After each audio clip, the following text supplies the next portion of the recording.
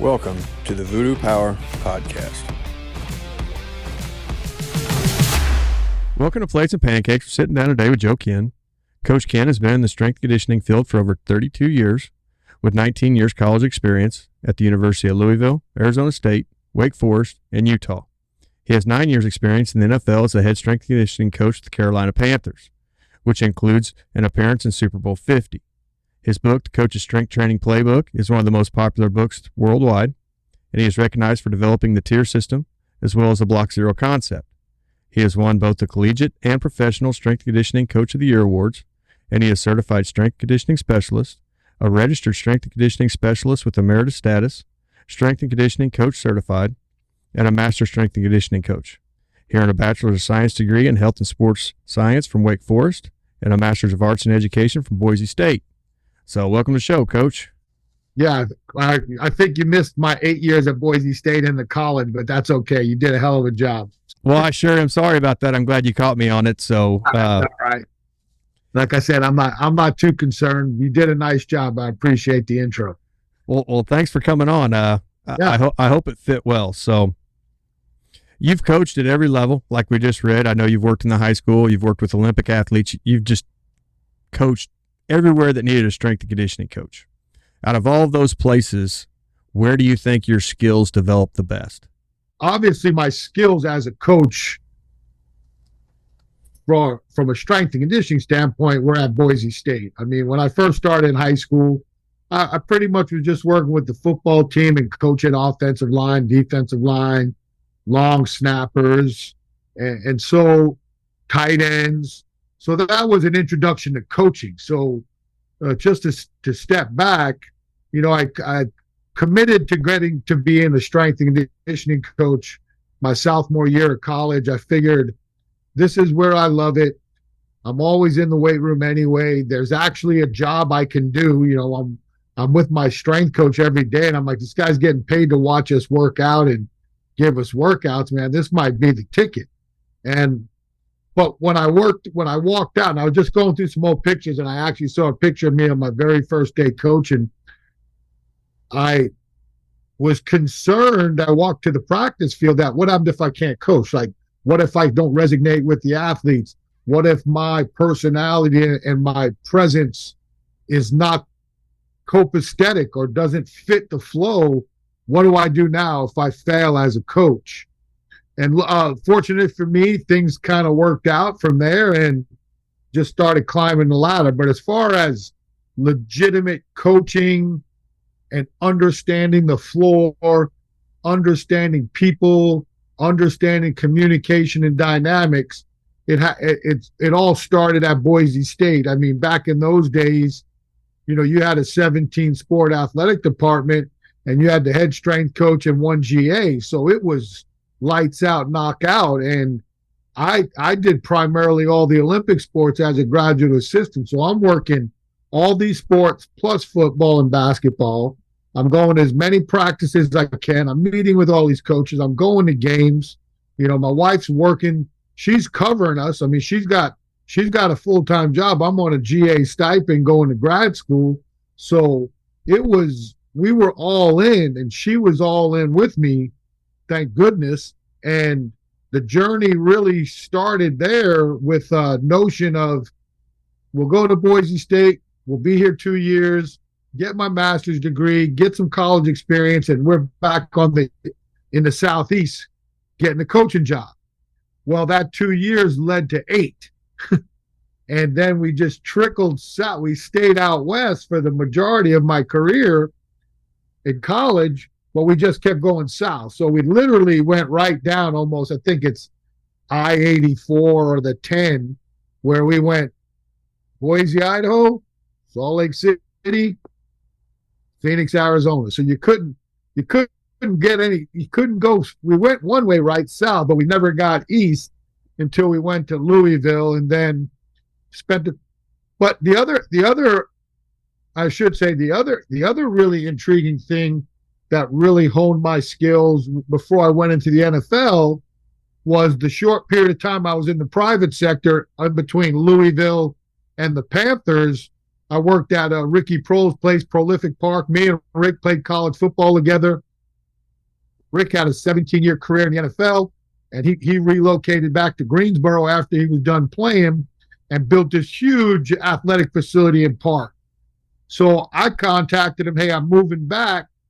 Is there a possibility maybe I could sublet some space? Absolutely.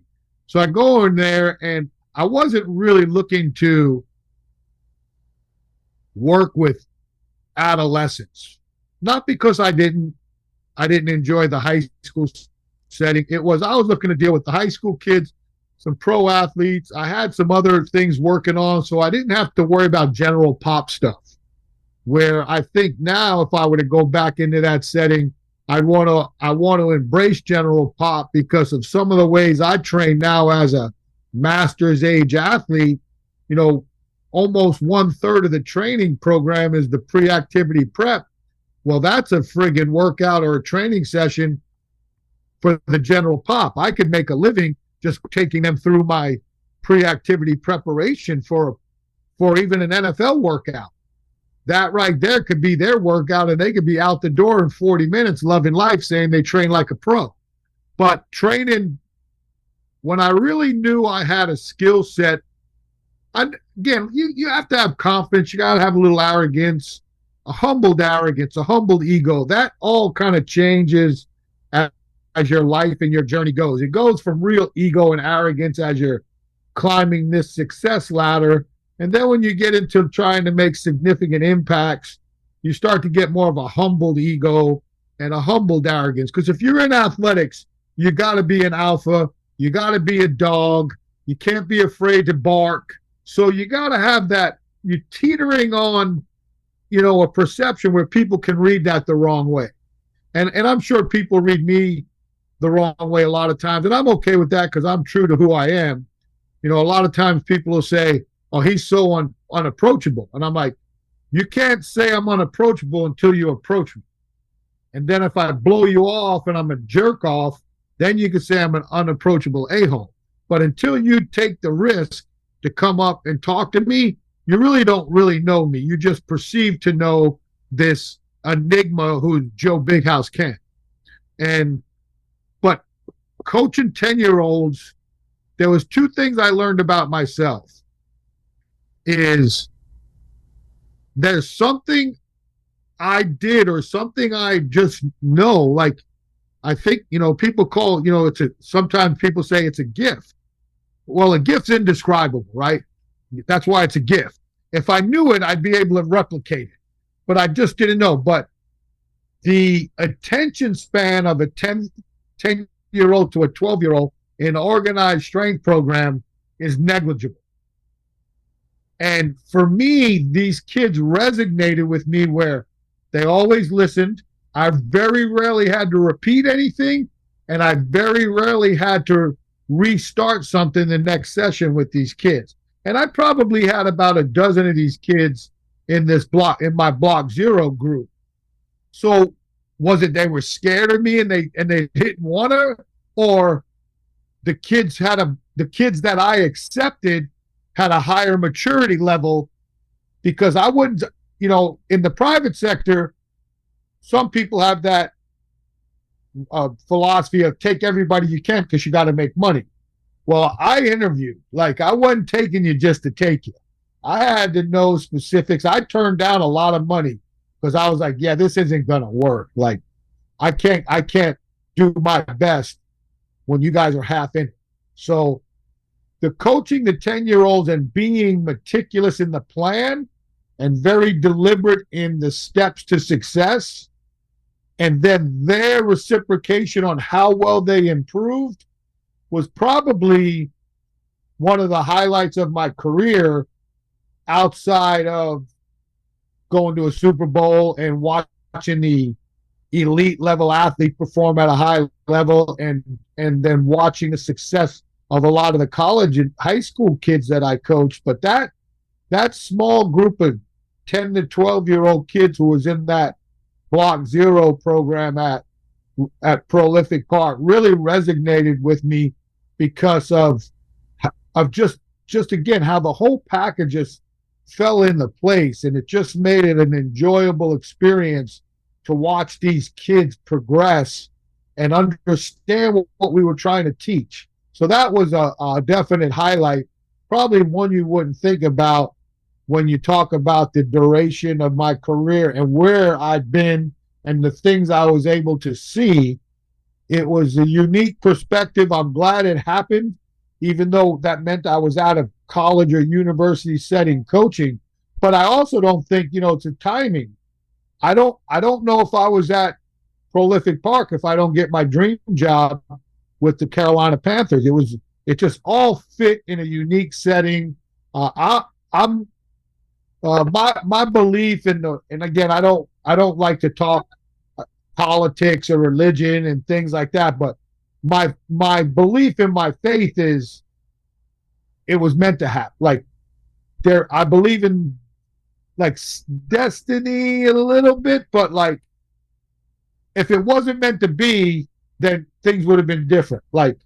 There was a reason why, I always tell people, the University of Louisville was the first place I left because someone told me I was leaving. It was the first time I was not retained and I was let go.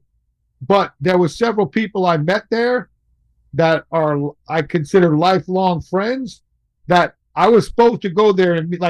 I was supposed to be at Louisville to meet Chris Morgan, the FCA chaplain at Louisville. I was meant to meet that person. I was meant to meet Eric Wood, who played 9 years in the NFL and is a huge podcaster and businessman and family man. I was supposed to meet those two people. I was supposed to meet Brian Dermody, who was already on the strength staff when I was brought in, I was told he stays. Those three people to single out, I was supposed to meet those people. And again, and my son, my oldest son, his wife is his high school sweetheart. So they went to school together in Louisville. There's a lot of things that when you look at your road and your journey, how it just turns all over the place, and you ask yourself, well, what about that stop? It wasn't very successful.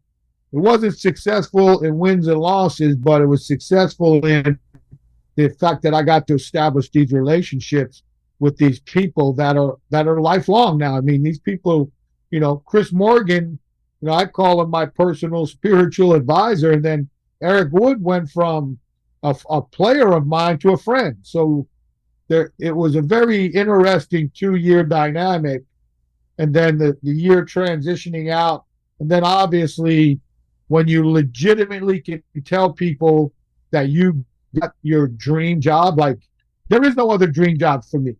I have a great job right now, and I always tell people I'm living the dream because I have a great job. I mean, it's not really work. I mean, I'm around athletics. I get to train and coach coaches. I was on a 2+ hour Zoom call earlier today with several coaches, giving them my experiences in the space and stuff like that. So it's been and if I got another coaching job down the road, I got my dream job. No, I didn't. I already had my dream job. And it was 9 years of terrific run. I coached 9 years in the NFL for the team I wanted to coach. If I went back to the NFL, would it be a dream? Yes, I'm in the NFL. If you're a football guy and that's your aspirations, that's the highest level you can be. So obviously it's a dream. But for someone to ask me, is this your dream job? Absolutely not. My dream job was the Carolina Panthers. And I think sometimes you hear these coaches, and this is how they put their foots in their mouth. Oh, so-and-so is my dream job. Then 1 year later, you're bouncing for your other, this is really my dream job. Come on, man. You just say what it is. My dream job was the Carolina Panthers. Any job I take after that is a great job. I've lived the dream, but it's not my dream job. Okay. So, you talked about all the great stuff and kind of learning and gaining some success. What stop tested you the most? What made you wonder if what you were doing was right, or if this is something you wanted to do, or did you have a spot do that to you?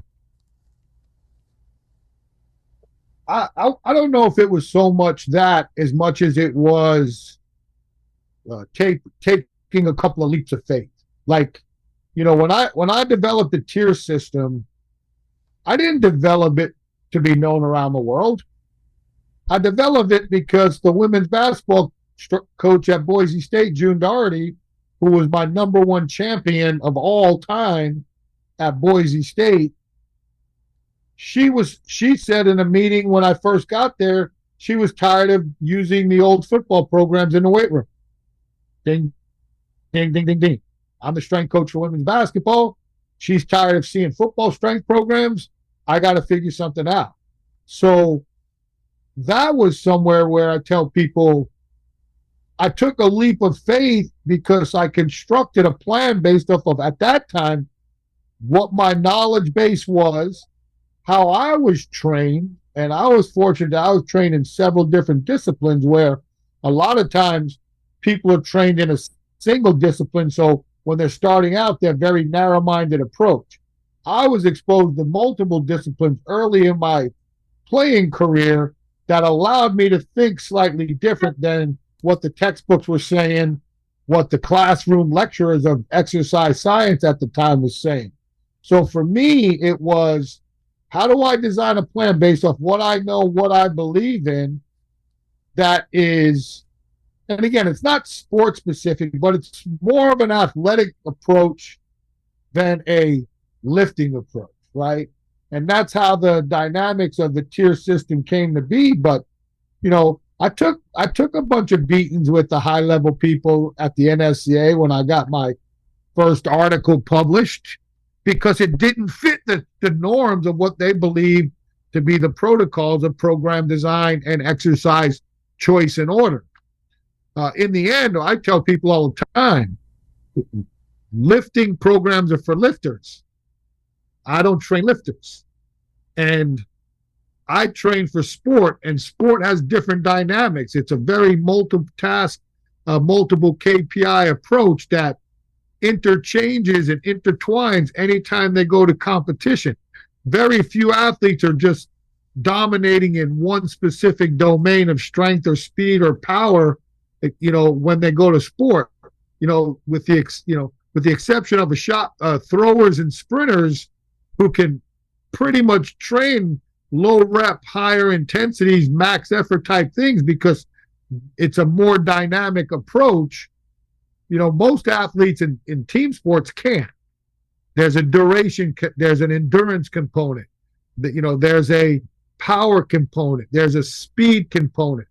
And so all that stuff has to be intertwined, as well as how you train them in the weight room. So that was one of the things that I had to rest on my beliefs to a point where 30 years later, the system is sustainable and successful with regardless of anyone experience with it.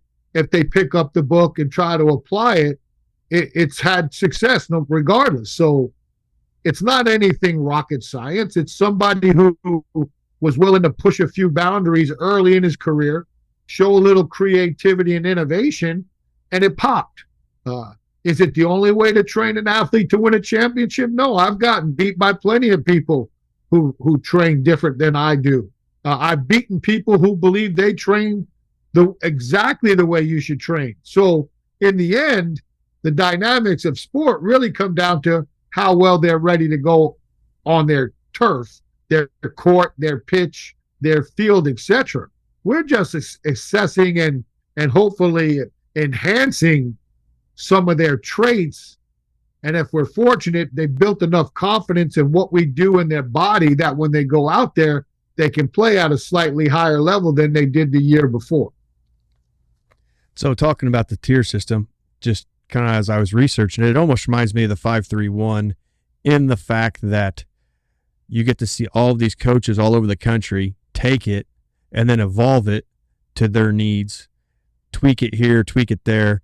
So you, as the creator, looking out at what all these coaches have done, what is that like to see the evolution of it through all different aspects of sport? Well, obviously it's humbling, right? Like people say they use the tier system. And, when I was coming up, there was, it was Husker Power or Bigger, Faster, Stronger with Greg Shepard. and the HIT programming by Ellington Darden, Arthur Jones, and Dan Riley. So yeah, when your name is linked to a model of programming and methodology that's being used with athletes across the world, it's extremely humbling. Sometimes, again, I think there's a lot of bastardized approaches that they'll throw around the tier system, and then when you talk through it, it's like, well, once you switch some of the orders around and try to tweak it, you've broke the real reasoning. There's a specific thing. The order is the key. What exercises you choose to put in that order is it doesn't matter, to be honest with you. But the order is the key because it's the way it's structured from the old heavy, moderate, light, or priority, major, minor emphasis of the day. And you want those things to cyclical, symmetrically.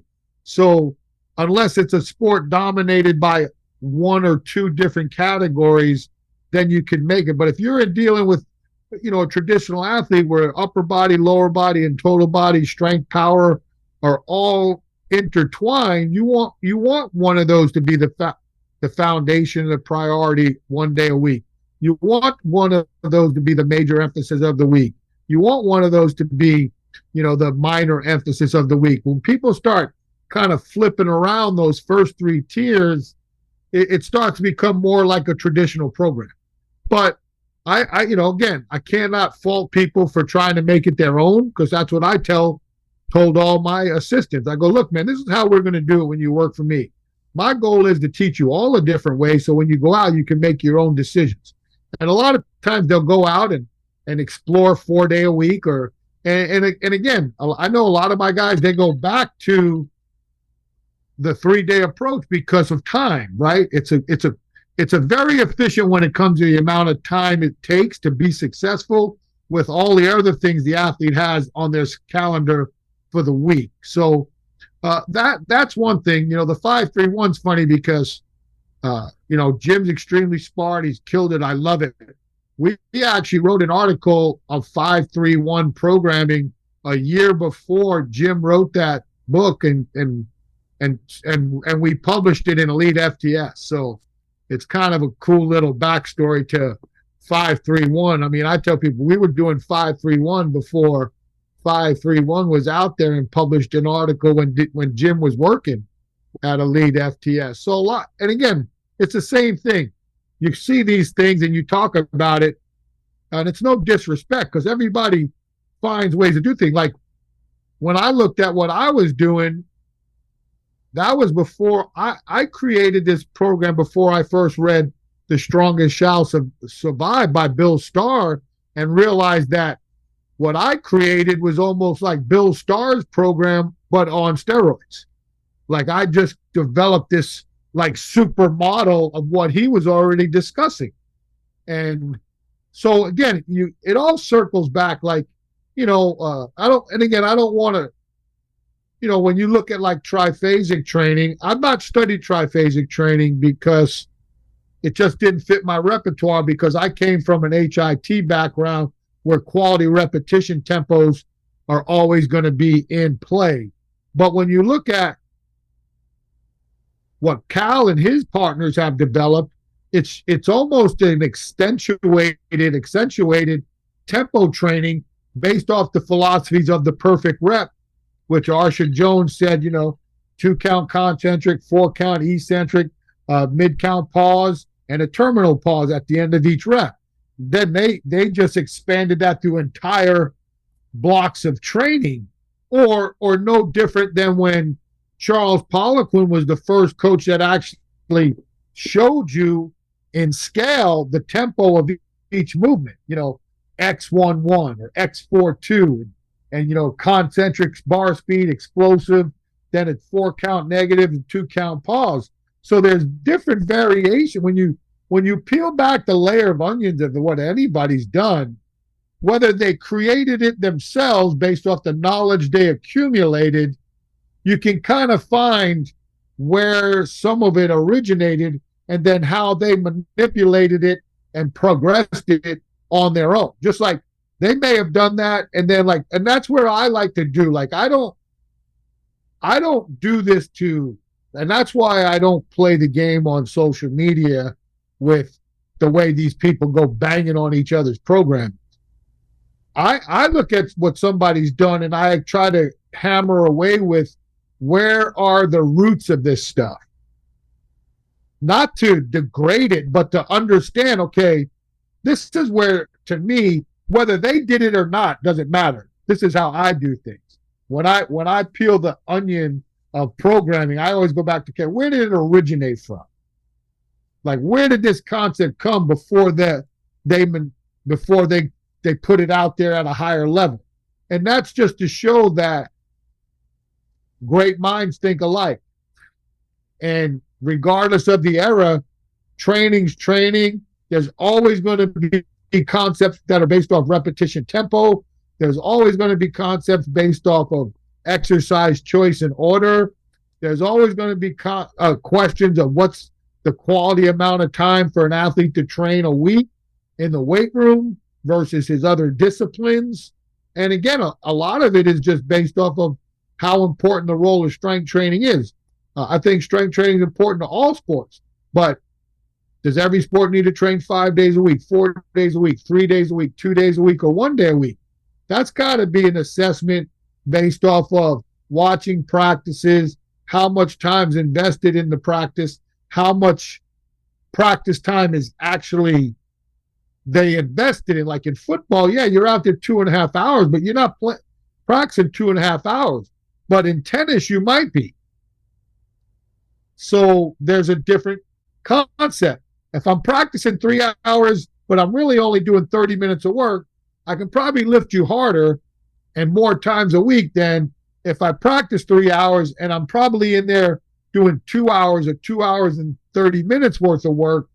I can only train you enough to here because it's a gas tank rule. You can only have so much fuel in the gas tank. And the goal is how much can you retain but by the time competition comes. And then you can't overflow it with too much work, because then we all know what happens if you overflow. You're in a danger zone. So there's all these anomalies towards training, and I think it's important that people understand that when it comes to training athletes with team sports, that's number one KPI is, do they win an event or lose an event? Strength training has one ranking, and it's not number one. But then in the strength sports, your three traditional sports: bodybuilding, Olympic lifting, powerlifting, and then your non-traditional strength sports of like strongman and CrossFit. The weight room is the practice field. So now the dynamics change, and the pressure of being very successful in that weight room is different.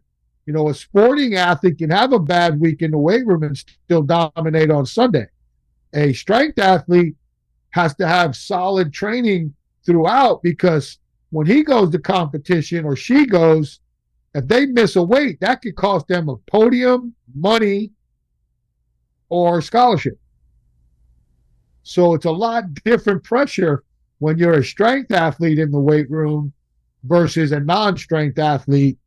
There's not as much pressure. You still want to succeed, still want to compete, you still want to accomplish goals, but it could affect your play. But if I miss a lift in the weight room on a Friday and I play Sunday, I still have the opportunity to play terrific.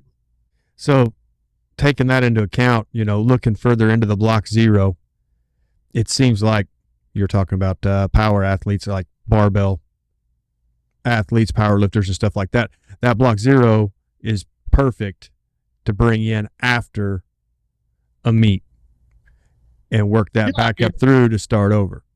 Yeah, I think block zero never goes away. I think there's certain exercises that are just so hard or to master with just relative strength. Like, a lot of big guys, regardless of how strong they are, can't do pull-ups. A lot of guys can't really do a quality push-up no matter how much they bench press. pistol squats, things like that. I mean, those are Nordic curls.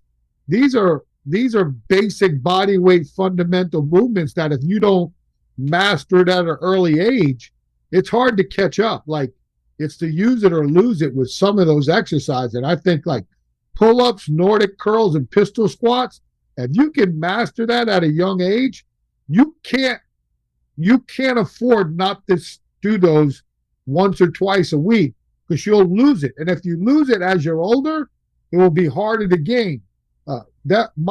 Every one of my athletes when I was in the private sector could do at least one Nordic curl. My youngest son was able to do some. When he went and trained in the track for track in college, they didn't do that stuff, and he lost the ability to do it because they're hard. And if you don't train it, you're going to lose it. So there's certain exercises coming up that I think are non-negotiable. And then, like you said, it's a good process because body weight is low.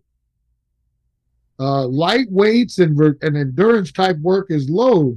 So with that being said, yes, if you're coming off a meet or you're coming off a competition, you could use, depending on what your schedule is, 1 to 3 weeks of a basic block zero program just to, keep your sanity. Because I know a lot of people, feel like if they're not in the weight room, they're losing to their opposition.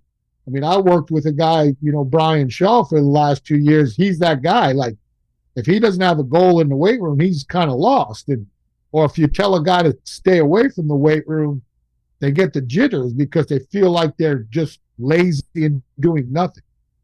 So that's a component that's well said, that a lot of times coming off a sport, block zero could be implemented, and that's in your like transition or rejuvenation stage of your traditional yearly annual plan.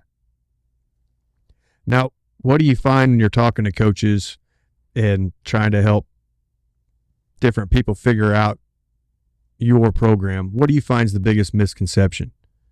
I think what exercises to pick. I think sometimes you get into the choice of exercise and you want to be elaborate. Like I tell people, when you build it, the biggest thing you have to do regardless of program is you got to build your exercise pool. Like, you've got to write down every single exercise you can teach effectively. The pool is the importance. But what you'll find out is you'll have this extensive pool. Like, for example, you take the bench press, right? Well, I grip things by numbers. I have 6 different grips for bench press. So if I'm doing a flat barbell bench press, I already have 6 exercises. Now I'm going to do 2-board press. Well, now there's 12. I'm going to do incline. There's 18. Oh, decline, 24. So you just keep growing it. And that's with any exercise or any, forget just standard like exercise variations. The whole entire lunge matrix.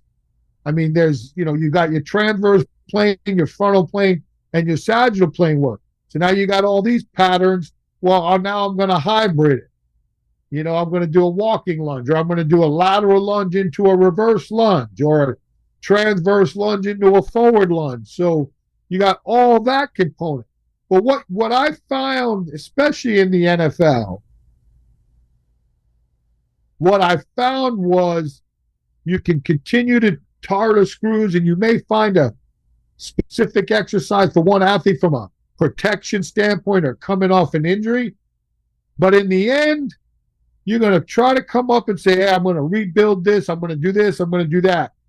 You got that 15 or 20 movements that are hard to get away from. But the great thing is, if you can do a good job of taking those and varying the way they're utilized, or certain little aspects or movements that are based off of a layering plan, you can develop a plan that changes cycle by cycle or phase by phase. And even though you don't want to cookie cutter it, then have to do like very little changes the next year, because every phase swaps things in and out. So there's still, You're not allowing the body to adapt in 3 or 4 week phases. What happens is when you're doing 3 or 4 week phases and the exercises never change.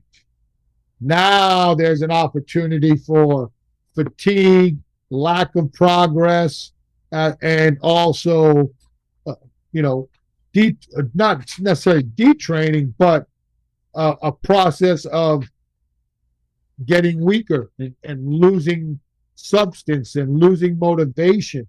And if that's the case, then you're not going to get the accomplishments and what your goals and aspirations are when you are in the weight room. And again, you have to be very, very specific with high-level athletes because they know deep down they're checking a box going to the weight room. Some of them realize the importance of it, and most of it is in protecting them. Yes, some guys still got to get stronger. Some guys still have to do this. But in the end, the real reason why we're strength training is to build a more robust and resilient athlete, especially at the professional levels.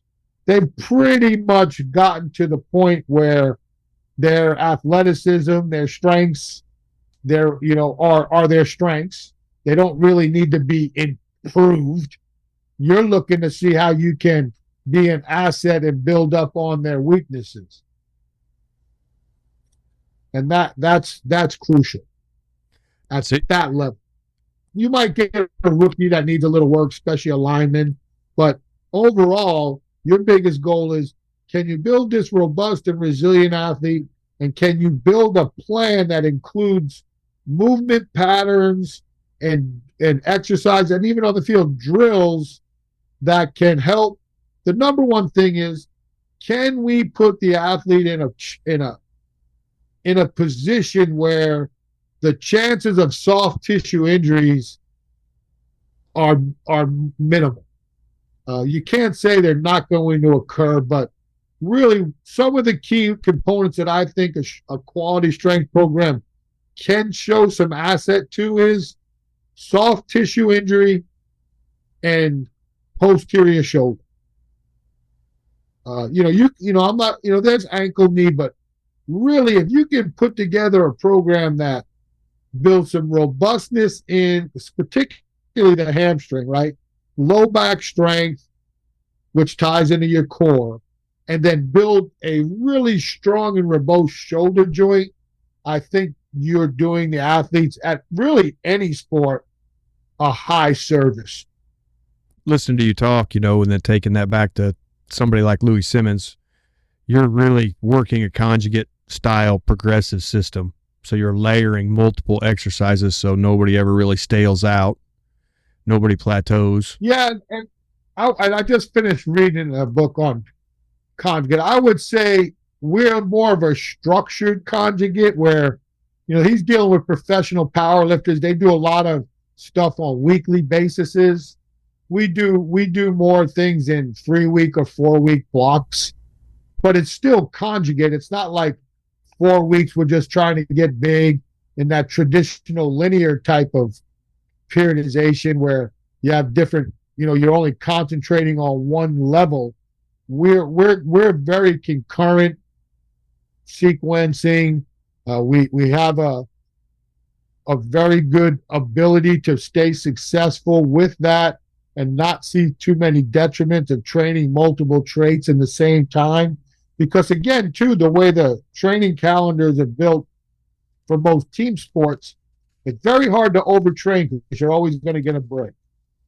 Oh, here comes 8 weeks of training, spring break. 6 weeks of training, finals. Summer break, summer training, 4th of July week. More summer training, week off before camp. Now we're in the in-season. Bye week.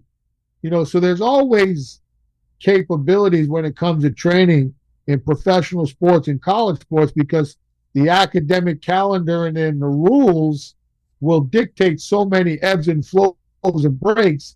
It's hard to push an athlete to a point of overtraining. I think my buddy Brandon Marcello had a quote where it's not so much overtraining as it's under recovery. So as athletes have become more astute in sleep and nutrition, I think that overtraining is almost a word that shouldn't even be discussed. When you were starting, kind of going down this road and developing all this, how were you able to not outthink the programming and get lost in what you were trying to do? Or did you? I don't know. I mean, I got too elaborate. I mean, we tried a 3x7 tier, and that was stupid. And I shouldn't say stupid. It just was it wasn't what it needed to be. There was other dynamics that we needed to work on. So it all came back to this. Remember who we're training. We're training athletes. I've got to get them out as fast as I can in an efficient manner, in a program and in an environment that is setting them up to want to come back tomorrow. Not because they have to, because they feel like we put them in a position where, is it enjoyable? I don't know if that's a word I want, but it's understandable. Like, hey, we have a purpose now. And that was the big thing with the Olympic sports, was there was a purpose. Like, to a point where when I was the assistant there, the football and some of the, the basketball knew that all these other teams weren't training the way they were. Coach, why don't we train like the volleyball team? Oh, and then when I took over, they started training like the volleyball team because I was running the program. So I was very fortunate that Coach Thompson believed in me enough to allow me the autonomy to write the programs, because as a head strength coach, I don't believe in that. I believe in I set the parameters. My coaches go out and apply that, because that's called a program. If I'm responsible for 17 sports, then my footprint is, this is the philosophy and the methods of said university's strength and conditioning or sports performance department.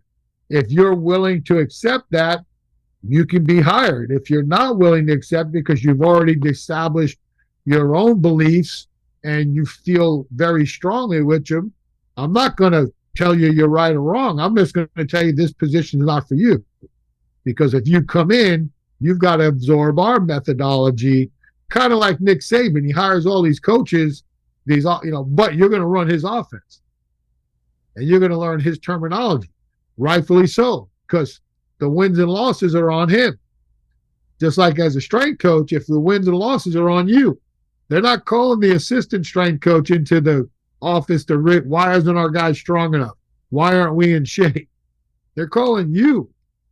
And if there's an issue with another sport, the head coach is going to want to meet with you, not the assistant, because they've already tried to work out with the assistant. And when it gets to me, there's an issue that needs to be rectified. So I just have a lot of different beliefs in that. I strongly believe in the traditional strength coach model. I just said this earlier today, I don't think it's ever coming back, because coaches make too much money and the demands of the role have really changed for the better. As much as I think being a single sport strength coach is a detriment to the skills of the pure strength and conditioning specialist, it is a more elusive job. It's more of a prestigious job. It gets you more recognition job, but it also gets you fired faster too.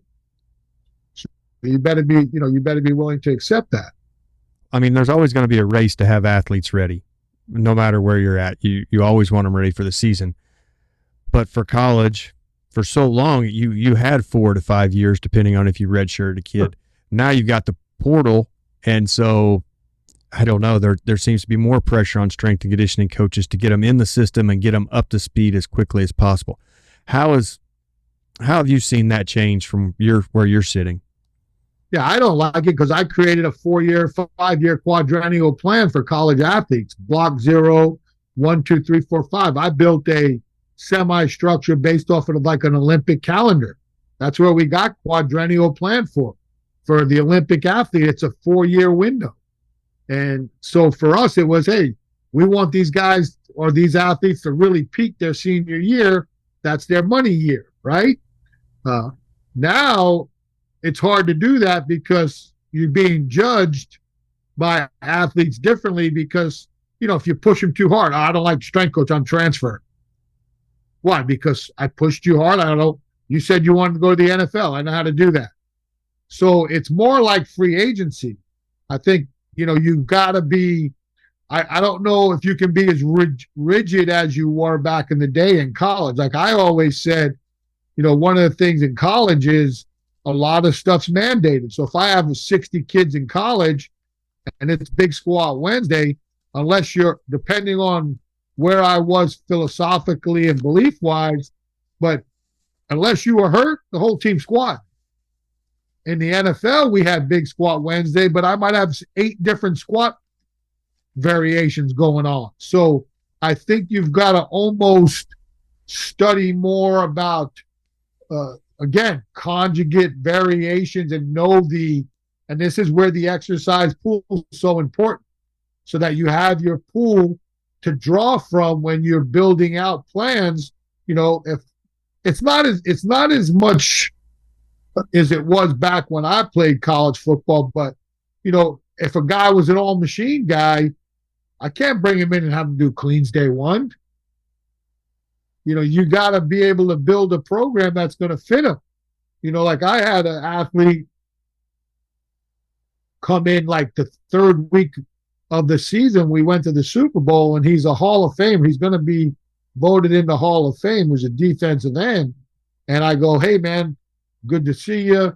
What do I need, or how do you train during the season? I got to make sure I have the material, the equipment that you need to suffice. And he looks at me like, what are you talking about? I'm like, how do you train during the season? Like, what exercises, what do you use? And he's like, and I'm like, look, man. He's like, he looked at me again. I'm like, look, you got 130 something sacks. You're going to the NFL. There's nothing I can tell you that's going to help you get prepared on Sunday better than what you can tell me. I need to know what machines or what exercises do you do in the weight room to see if I got him, one, or we got to create something or give you an alternative. He's like, no one's ever asked me that before. I said, I'm asking. I need to know this so we're successful. So I think that's where it's going to be okay. And this is where strength coaches, if they're smart, they study other people, the other competition. Hey, this kid's coming from Alabama. Okay, this is how they train in Alabama. This is how we train. Here's similarities. Here's different. This guy's coming from LSU. This guy's coming from Florida. This guy's coming from South Dakota State. I think I don't know how many strength coaches in this era study other people's programs. We were just talking about this, and I made a post today where back when I was coming up, you traded summer programs. You learned other people's programming by trading and being open and being collaborative. So if me and you were buds, at the end of the school year, we're printing up all our summer programs, and I go, hey, Steve, I'll trade you a football, a women's basketball, and a tennis summer program for yours. And you'd go bet. I'd send you copies of all 3. You'd send me copies of all 3. And then that's how I learned to break down programming. I did it just like a football coach breaking down tape. The only difference was I would just flip through the pages, and that's why I love going on Grease Sports and dissecting programming, because I broke down programming like I watch football coaches break down offense and defensive schematics. All right, here's a 4-day split with a traditional Olympic lift up front. Here's a 4-day split where they're using push, jerk, and snatches on the upper body day and clean and hang clean on the lower body days, And then when they do the full clean, they front squat. When they do the power clean, the hand clean, they back squat. So these are things like you're dissecting you're picking apart programming. Not to say it's good or bad, but to try to understand it and then look at the pattern. Hey, we're going to jerk on the days we incline, and we're going to snatch on the days we bench press, or vice versa. But, you try to see why things tie in. Oh, if I'm going to clean from the deck, a little bit harder load on the lower body and the the hinging work, I'll front squat a little lighter. Oh, I'm going to do a hang clean, a little bit explosive work. Oh, that'll be good neural to help me ready for my big back squat, So I think that's how I don't think enough coaches do it that way. I don't think they break down and they don't really look at the intent of what coaches were doing. And sometimes coaches write great programs and don't know why they're writing it the way they're writing it anyway. But I learned that early because I always wanted to feel very confident in my ability to relate why we did something to a coach. Now, working at all the different levels, especially probably at the college level, what injuries were you seeing in the young college athletes that could have been headed off at the high school level that maybe people weren't aware of? Oh, that's simple, man. Especially when I was coming up at Boise State, 100% kids doing snatches and jerks in high school with no predecessing work on just pure shoulder development. Sublux shoulders, I mean, guys are doing push jerks and never did an overhead standing press. Guys are doing push jerks, aren't doing pull-ups or back stabilized work. Forget about rotator cuff specifics. They weren't even doing lat pull downs and rows. So that was, man, that was atrocious. Like, that's one of the reasons why when I took over as a head strength coach, I didn't snatch any of my athletes anymore except for the throwers. Because I just felt like the wide grip snatch was it's one of those, just because you can doesn't mean you should. I don't think there's bad exercises. I think at times we apply them poorly. And that's why you have a lot of these strength coaches who don't believe you need to do Olympic lifts with athletes. You can throw med balls and elicit other responses to be explosive. I think it's a little bit in between. But I also know that if an athlete is not proficient enough to do the Olympic lift, anything we're trying to find from a transferability appointment is negligible. You can't do rounded back RDL off the ground, bump the bar as hard as you can off your thigh, power reverse curl with a jumping jack catch, and then say guy does 400 pounds, but he's got an 18-inch vertical. You didn't elicit what you were supposed to elicit, but he cleaned 400 pounds, allegedly. That is not the direction I thought you were going to go with that, as far as injuries that you saw, but that's pretty incredible when you start thinking about it. It's putting kids in situations that they're not ready for through development. It's still happening now. Watch these kids in high school back squat. See it on social media all the time, or still watch some of the cleans you see in high school, and everybody's cheering. What does that tell you? That's what they're asked, and that's what they're allowed to do. That's not their fault. Don't chastise the kid. Chastise the coach who's allowing that to happen. I mean, that, I hate to use this term, but it's child abuse. You're going to injure that athlete. At some point in time, that athlete will get injured. And that's not what we're doing. You can't say, oh, my number one job, and this, I think a lot of people have phased out of this, but like, hey, what's your number one goal of strength program? Prevent injury. Well, you're not preventing injury watching the way some of these guys lift online. That would build into my next question then. Keeping athletes available. Do you think through the wide exercise library and through the tier system that you're able to keep more athletes available? Or does most of it come through picking the correct exercises and not putting them into a situation that they're not prepared for? Yeah, but I mean, that's what the tier system is, right? Just figuring out where that at, when's the right time. Like, when I first started out, our linemen at Boise State squatted bilateral squats with a bar on their back or a front squat 3 times a week. I would never do that with an offensive lineman now. They may squat twice a week because of the dynamic effort method. But again, it wouldn't be a back squat, box squat. It'd be a front squat, box squat, and then 3 different types of movements of lunges and step-ups. And possibly some single leg work, like a pistol, concentric only pistol squat or something like that, because there's just no need for that. And I think that from a very early time, the tier 4 and 5, Dave Tate, he categorized tier 4 and 5 as what we would call strength mobility, because a lot of it was, that's where all your single limb work was coming. That's where some more of those athletic type movements was coming from. So that was a way for us to be more understanding to the athleticism part of lifting, where maybe tiers 1 and 2 early in my career were traditional get big and strong exercises.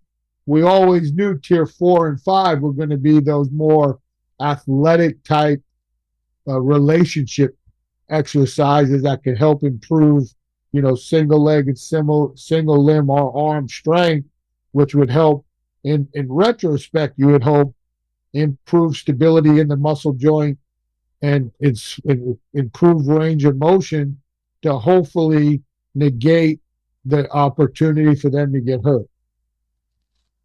Now the speed model has come down into high school, where it was always big at college and the pros, how fast are kids developing a faster athlete. Bringing that back down to high school, how have you seen that change the strength and conditioning game? Yeah, I think there's a little thing, I guess, that's going on social media now, and I tend to agree. I think we're getting a little too carried away with track work. Athletes, because everybody's chasing this 22 mile per hour GPS now. I think if you're fast, you're fast, but are you game fast, right? So I think there's this paradigm shift to training people like sprinters.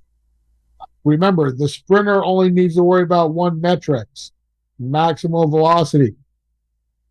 Now, he does need maximum acceleration too, but pretty much he's sprinting 100 meters.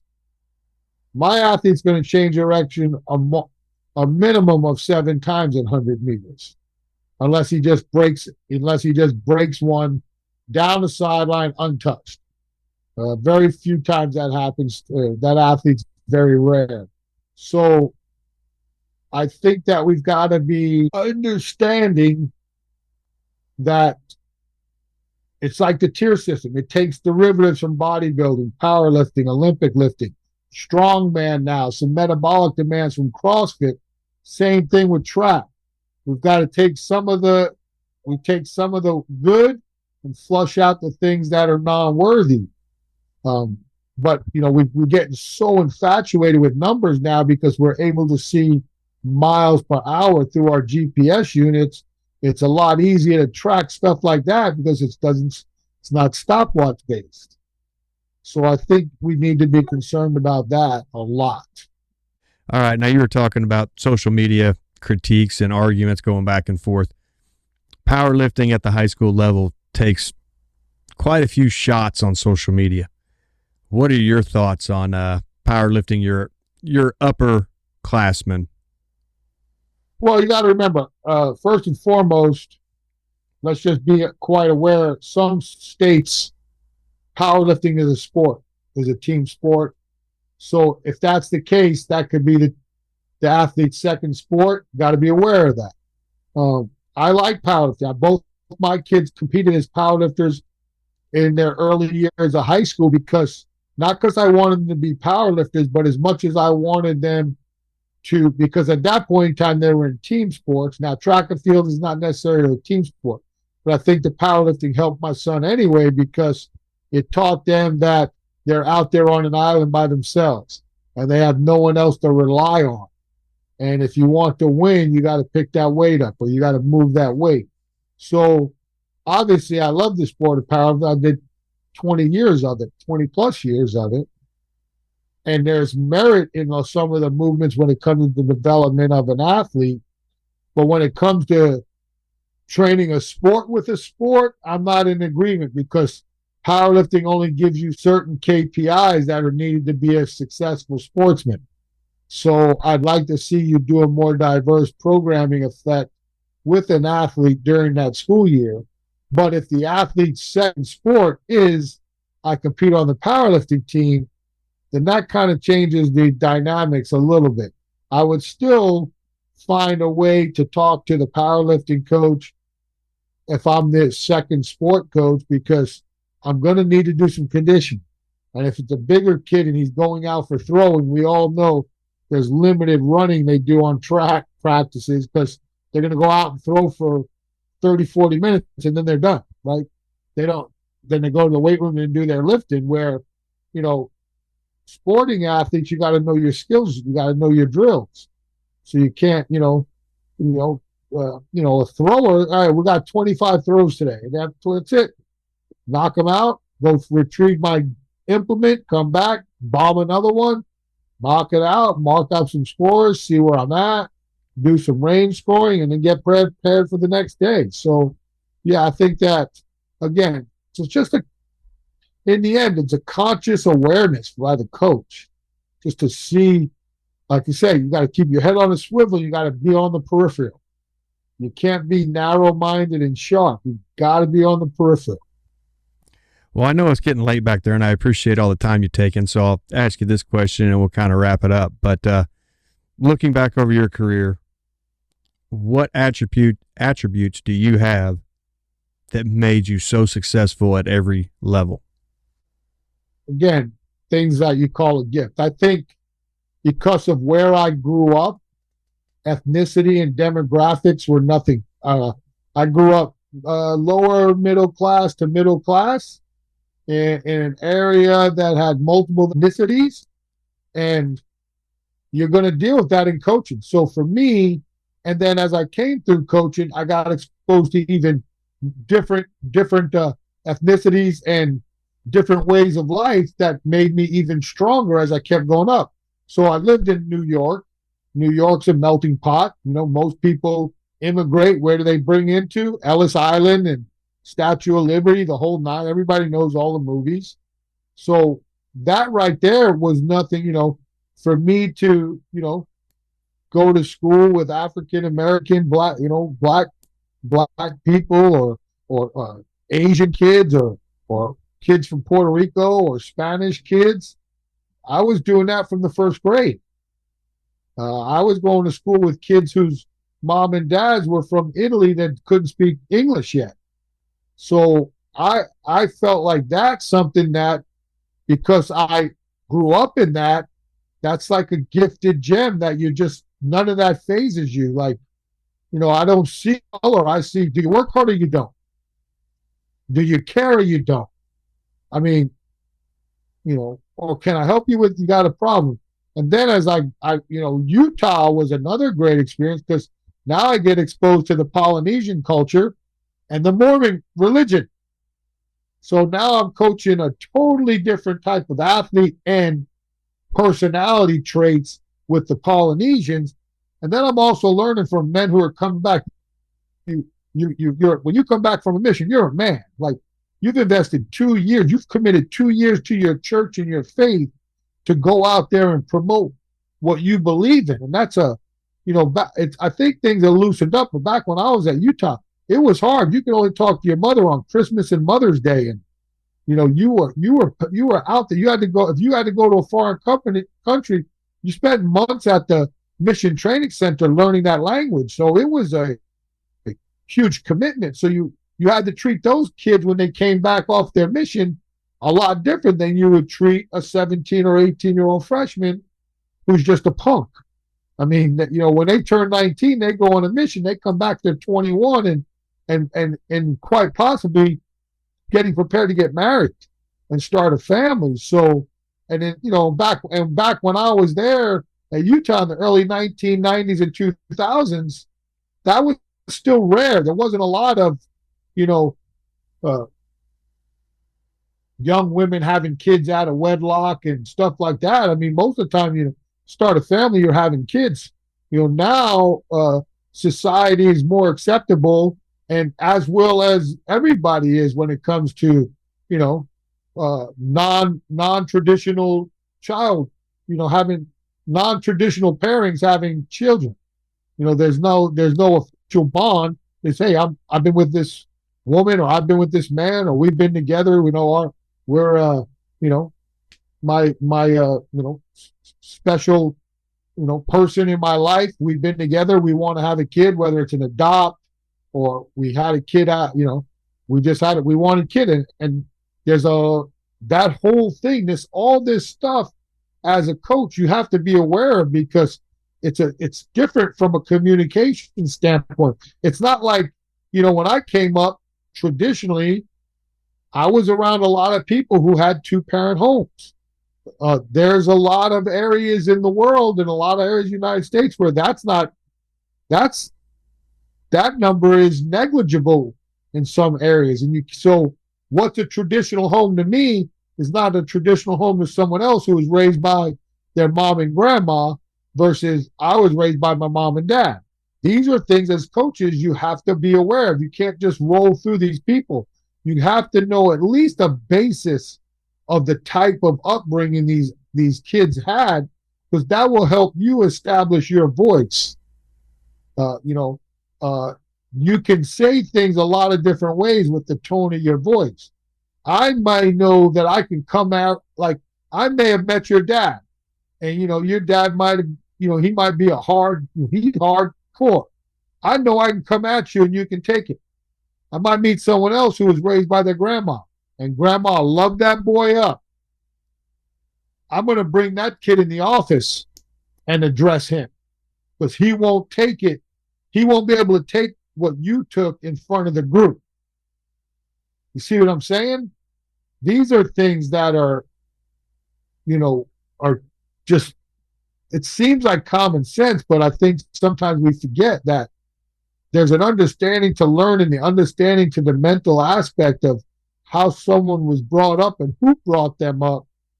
You have to be consciously aware of that when you're looking for, especially for ways to motivate them, but then on the negative where you may have to criticize or critique them or get on them, because you still want the best for them even when you're feeling a little chippy, but you don't want to lose that relationship, and you don't want that kid to go into a funk because you didn't know enough about him to know how to address him with the proper tone. Well, that makes a lot of sense. And just one more question for fun, because you kind of brought it up there, being immersed in the Mormon culture out there in Utah.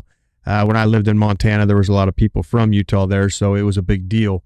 But how big was the rivalry, the Holy War rivalry between Utah and BYU? Well, I've got a book behind me somewhere that's actually titled The Unholy War. Yeah, I can't, it's, I can't say for sure. I think it's always going to be massive. Like, I was out west, you don't hear about the rivalries as much as you do in the Southeast conferences or the ACC. But when I was coming up, I was probably involved with 3 of the better rivalries as far as hatred of one another in all of college football, with Boise State and Idaho, Utah, BYU, and Arizona State. And we split. My 2 years at Utah, we split. When I was at Boise, we won twice in 8 years. They got the best of us a lot. They went on a run where they won 12 in a row before we finally beat them. And then after I left, I don't think we lost to them my last year in double overtime or overtime. They ran a 2-point convert. That was when they had to change the rules, because they lined up the kick, they called timeout, they bunched up on the sideline and ran right from the sideline to a 2-point play, and we couldn't sub out, and they beat us. And that was, Dick told me that play actually changed the rule of substituting on field goals and kickoffs or extra points. And then the Arizona State, I think I was 5-2 against them. And that one's really tricky because when you go down there to Tucson, it gets a little chippy down there. But it's 3 interesting rivalries for sure. Well, Coach, I appreciate the time you've taken. So thank you very much. I do appreciate it. Well, I appreciate you having me on and thinking of me. And again, I enjoy this stuff to a point where my wife continues to tell me I need to start my own podcast. I might have to do that here shortly. But again, I appreciate you thinking of me. I hope I didn't bore anybody of your people. And if I can ever be of service in this day and age, feel free to reach out to me on my Instagram channel. That's my social media platform of choice. So that's kind of the easiest way for people to get to me. All right, and I'll put that down on the bottom of the bio so that if people are reading the bio, they can find your Instagram page quick, and there they go. Perfect. All right, Coach. Well, have a wonderful evening. All right, you too. Thank you again. We'll see you.